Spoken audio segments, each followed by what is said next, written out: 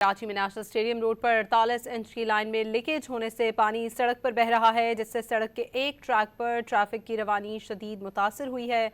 इस पर मजीद बात करेंगे नौ न्यूज़ के रिपोर्टर शफी बलोच से। शफी, आगाह कीजिएगा। जी, नेशनल स्टेडियम रोड पर पानी की लाइन डैमेज होने की वजह से जो है वो पानी बहने का अमल जो है वो जारी है।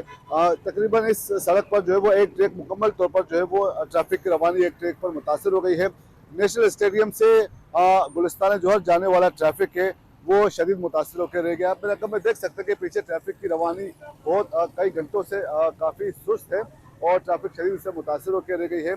इस सिलसिले में सीवरेज एंड वाटर कॉरपोरेशन हुकाम करके 48 इंच की लाइन जो है वो डैमेज हो गई है, जिसकी वजह से जो है वो पानी जो है वो सड़क पर और से खराब शाहराहों पर जो है वो जमा हो गया है और इस सूरत हाल की वजह से जो है वो ट्रैफिक की रवानी एक ट्रैक पर शदीद मुतासर होकर रह गई है।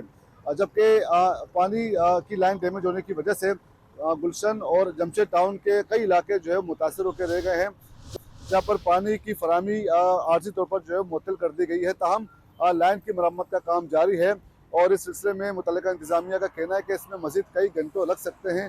ताहम लाइन की मरम्मत का काम जो है वो शुरू कर दिया गया है, लेकिन आप मेरे कब में देख सकते हैं कि ये एक शहर के जो मसरूफ शाहरा है ये शदीद मुतासर होकर रह गया है, जिसकी वजह से नेशनल स्टेडियम से जो है वो गुलिस्तान जौहर जाने वाला ट्रैफिक है वो शदीद मुतासर होकर रह गया है और इससे एक ट्रैक को जो बहाल करने का काम जो है वो इस वक्त जारी है।